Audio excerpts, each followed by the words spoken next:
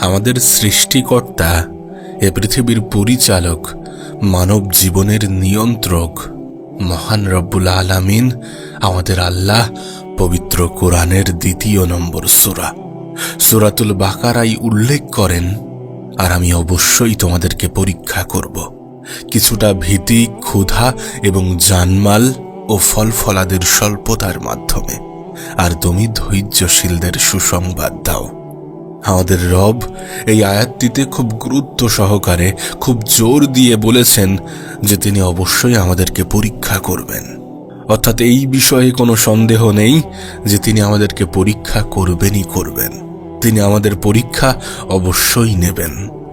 এখন প্রশ্ন হচ্ছে কি দিয়ে? এই লিস্টের একদম সর্বপ্রথমে রয়েছে ভয়। হ্যাঁ, ভয়। এখন প্রশ্ন তোমার মনে আসতেই পারে যে ভয় দিয়ে কিভাবে পরীক্ষা করবেন। একটা উদাহরণ তোমাকে দিই। যেমন ধরো, তুমি তোমার রিজিক নিয়ে চিন্তিত, তুমি তোমার ইনকাম নিয়ে চিন্তিত, তুমি তোমার বিয়ে নিয়ে চিন্তিত, তুমি তোমার পরিবারের নিশ্চয়তা নিয়ে চিন্তিত, নিরাপত্তা নিয়ে চিন্তিত, তুমি তোমার অসুস্থতা নিয়ে চিন্তিত, তোমার জমি জমা নিয়ে চিন্তিত, তোমার খাদ্যের যোগান নিয়ে চিন্তিত। এই ধরনের বিভিন্ন বিষয় নিয়ে আপনি চিন্তিত, আপনি দিশেহারা, আপনি উদ্বিগ্ন। বিশ্বাস করুন, এগুলোর সবই আপনার ঈমানি পরীক্ষার অংশ। এইগুলো থেকে আপনার মনে একটা ভয় কাজ করে যে যদি এটা না আসে, যদি এটা না হয়, যদি এমন কিছু ঘটে যায়, নেগেটিভ কিছু ঘটে যায়, এই ধরনের নানা ভয় আপনার জন্য পরীক্ষা ছাড়া কিছুই নয়। হ্যাঁ, এগুলো প্রত্যেকটাই আপনার ঈমানি পরীক্ষার অংশ। আপনার হয়তোবা মনে হতে পারে যে আমি যেখানে বসবাস করি সেই স্থান ছাড়া পৃথিবীর অন্য সকল স্থানে মানুষ অনেক ভালো আছে। আপনার হয়তোবা মনে হতে পারে যে আমি যে দেশে থাকি সেই দেশ ব্যতীত অন্য সকল দেশের মানুষ ভালো আছে, সুখে আছে, শান্তিতে আছে, সুন্দরভাবে জীবন কাটাচ্ছে। কিন্তু প্রকৃত অর্থে বাস্তবতা এমনটা নয়। এ পৃথিবীতে এমন কোনো দেশ নেই যে দেশের মানুষ চিন্তাহীন, সমস্যাহীন, উদ্বিগ্নতা ছাড়া জীবনযাপন করছে। যদি আপনি একটু খেয়াল করেন, যদি একটু নোটিশ করেন, তাহলে দেখবেন পৃথিবীর সবথেকে উন্নত দেশগুলোই সবথেকে ভয়ঙ্কর চ্যালেঞ্জগুলির মুখোমুখি হয়ে থাকে। এখন প্রশ্ন হচ্ছে, আমাদের এত কিসের ভীতি, কিসের এত উদ্বিগ্নতা? যদি কোনো ম্যাচিওর, যদি কোনো প্রাপ্তবয়স্ক মানুষকে জিজ্ঞাসা করা হয়, ব্যক্তিকে জিজ্ঞাসা করা হয় যে আপনি কি নিয়ে এত চিন্তিত থাকেন, কি নিয়ে এত উদ্বিগ্ন থাকেন, দেখা যাবে সেই ব্যক্তি একটা বিশাল লিস্ট তৈরি করে ফেলেছে নিজের উদ্বিগ্নতা, দুশ্চিন্তা, মন খারাপ, টেনশন, দুঃখ, হতাশা নিয়ে। দেখা যাচ্ছে এই সকল কারণগুলো শেষ হয়েও শেষ হতে চাইছে না। এরপর সেই ব্যক্তিটিকেই যদি আবার প্রশ্ন করা হয় যে আপনি কতদিন যাবৎ এই ধরনের চিন্তা, এই ধরনের উদ্বিগ্নতা নিয়ে ভুগছেন, আমি নিশ্চিত ব্যক্তিটি হয়তোবা বলবেন যে এই তো 20 থেকে 30 বছর হলো। আচ্ছা, যদি প্রশ্নটা আপনাকে করি, যদি আপনাকে জিজ্ঞাসা করি যে আপনি কতদিন যাবৎ এই ধরনের সমস্যায় ভুগছেন, কতদিন যাবৎ দুশ্চিন্তা, মন খারাপ, উদ্বিগ্নতা, এই ধরনের সমস্যা নিয়ে ভুগছেন, তাহলে আপনার উত্তর কি হবে? হয়তোবা আপনি একটা দীর্ঘ সময়ের কথা উল্লেখ করবেন। এরপর যদি আপনাকে জিজ্ঞাসা করা হয় যে এত চিন্তা বা উদ্বিগ্নতা নিয়ে এত দীর্ঘ সময় আপনি কিভাবে অতিবাহিত করলেন, কে আপনাকে দেখে রেখেছেন এই কঠিন, এই খারাপ সময়টিতে, উত্তরটা কিন্তু আমরা সকলেই জানি। তিনি আমাদের সৃষ্টিকর্তা, তিনি এ পৃথিবীর পরিচালক, তিনি আমাদের জীবনের নিয়ন্ত্রক, মহান রব্বুল আলামিন, আমাদের আল্লাহ। আমি নিশ্চিতভাবে বলতে পারি আপনি বর্তমানে যে পরিস্থিতিতে আছেন সেই পরিস্থিতি আপনার অতীতের থেকে নিশ্চিতভাবে ভালো। কিন্তু অবাক করা বিষয় হচ্ছে আপনি এখনো চিন্তামুক্ত হননি, বা আপনার উদ্বিগ্নতা, ভীতি এগুলো কিছুই কাটেনি। তবে একবার ভেবে দেখুন, যখন আপনার কিছুই ছিল না তখনও আপনি উদ্বিগ্ন ছিলেন, তখনও আপনি মন খারাপ করতেন। এখন আপনার সব কিছু আছে, এখন আলহামদুলিল্লাহ আপনার অনেক কিছু হয়েছে, আপনি অনেক কিছু পেয়েছেন, অর্জন করতে পেরেছেন, কিন্তু তারপরেও আপনি উদ্বিগ্ন, আপনি মন খারাপ করেন, আপনি চিন্তিত, আপনি টেনশন করেন। কিন্তু কেন? তার কারণ আমরা আল্লাহ পাকের উপরে ভরসা করি না। আমরা আমাদের রবের উপরে নির্ভর করে আমাদের জীবন পরিচালনা করি না। আমরা আমাদের ভালো সময়ে রবের শুকরিয়া আদায় করি না।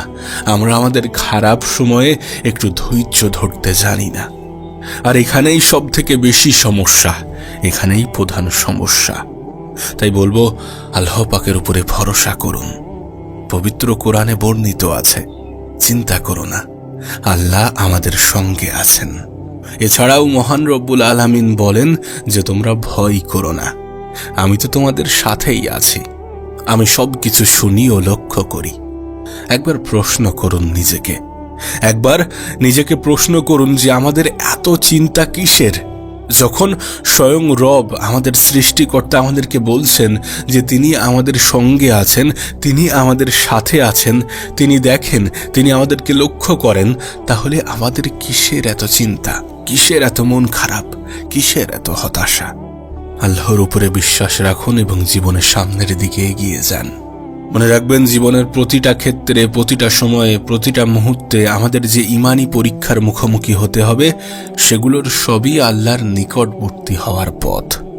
জীবনে যত বেশি ইমানি পরীক্ষায় উত্তীর্ণ হবেন, তত বেশি আল্লাহর কাছাকাছি পৌঁছাবেন এবং ওনার প্রিয় বান্দা হয়ে উঠবেন, ওনার প্রিয় বান্দাগুলোর অন্তর্ভুক্ত হবেন। আর আমাদেরকে পরীক্ষার সম্মুখীন হতেই হবে। মনে রাখবেন, জান্নাত এবং পৃথিবী এক নয়। জান্নাতের সাথে পৃথিবীকে গুলিয়ে ফেলবেন না। এটা জান্নাত নয় যে আপনি সর্বমুহূর্তে সবসময় ভালো থাকবেন। জীবনের প্রতিটা মুহূর্ত, প্রতিটা সময় একইভাবে কাটবে না।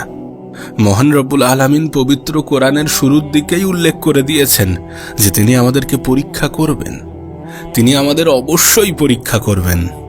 মাঝে মাঝে একটু ভয় দেখিয়ে, মাঝে মাঝে একটু ক্ষুধা দিয়ে, মাঝে মাঝে একটু অর্থ কষ্ট দিয়ে, মাঝে মাঝে ক্ষুধা এবং অর্থ কষ্ট উভয় দিয়েই, কিন্তু পরীক্ষা আমাদেরকে দিতেই হবে। পরীক্ষার সম্মুখীন আমাদেরকে হতেই হবে। আমরা যদি সত্যি রবের প্রতি ঈমান আনি, আমরা যদি সত্যি আল্লাহর উপরে ভরসা করি, আল্লাহর উপরে বিশ্বাস রাখি, তাহলে আমাদের এটা অ্যাকসেপ্ট করতে হবে, আমাদের এটা মানতেই হবে। আপনি হয়তোবা অনেক অর্থের মালিক, অনেক সম্পদের মালিক, কিন্তু আল্লাহ পাক নিমেষেই সেই সম্পদ, সেই অর্থ কেড়ে নিতে পারেন। হতে পারে আপনি চুরি বা ডাকাতির শিকার হলেন, বাসায় আগুন লেগে গেল, অথবা ভূমিকম্পে আপনার বাড়ি ভেঙে তছনছ হয়ে গেল। আপনি হয়তোবা ভাবছেন, এগুলো কি হলো? আমার এত কষ্টের সম্পদ নিমেষেই তছনছ হয়ে গেল। আমার সাথেই কেন হলো? আমার জীবনেই কেন হলো? আমিই বা কেন? এই সকল প্রশ্নের উত্তর আপনাকে একটু আগেই দিয়েছি। তাই এগুলো নিয়ে বেশি চিন্তা করা অহেতুক সময় নষ্ট ছাড়া আর কিছুই নয়। কেউ যদি আপনাকে বলে থাকে যে আপনি অনেক সম্পদের মালিক, সুন্দর বাড়ি আছে, সুন্দর গাড়ি আছে, খুব আরামে জীবনযাপন করছেন, আর এগুলোর অর্থ আল্লাহ পাক আপনার উপরে খুশি, তবে এই ধারণা সবসময় ঠিক নয়। এই ধারণা সম্পূর্ণরূপে ঠিক নয়। অনেক সময় আমাদের আল্লাহ আমাদেরকে সম্পদ দিয়ে পরীক্ষা করেন, আবার অনেক সময় আমাদেরকে সেই সম্পদ কেড়ে নিয়ে। আর এই পরীক্ষার জন্যই আমাদেরকে পৃথিবীতে পাঠানো হয়েছে। তাই পরীক্ষা তো দিতেই হবে। মনে রাখবেন, আপনি হয়তোবা বিপদের মধ্য দিয়ে জীবন কাটাচ্ছেন, আপনি হয়তোবা খারাপ সময়ের মধ্য দিয়ে জীবন কাটাচ্ছেন, আপনার জীবন হয়তোবা কঠিন সময়ের মধ্য দিয়ে অতিবাহিত হচ্ছে, কিন্তু আপনার থেকেও কঠিন সময়ের মুখোমুখি এ পৃথিবীর অনেক মানুষ হয়েছে বা হচ্ছে। আপনার থেকেও খারাপ জীবন এ পৃথিবীতে অনেক মানুষ কাটিয়েছে, কাটাচ্ছে বা কাটাবে। আপনার থেকেও কঠিন পরীক্ষা এ পৃথিবীর অনেক মানুষ দিয়ে চলেছেন। তাই সর্বদা রবের দরবারে শুকরিয়া আদায় করুন, সর্বদা আল্লাহর শুকরিয়া আদায় করুন এবং জীবনের যে কোনো মুহূর্তে, যে কোনো সময়ে রবের উপরে ভরসা করে জীবনে অগ্রসর হওয়ার চেষ্টা করুন। আমাদের রব, আমাদের আল্লাহ আমাদেরকে ঈমানি পরীক্ষায় উত্তীর্ণ হয়ে আল্লাহর নৈকট্য লাভের তৌফিক দান করুক। আমিন।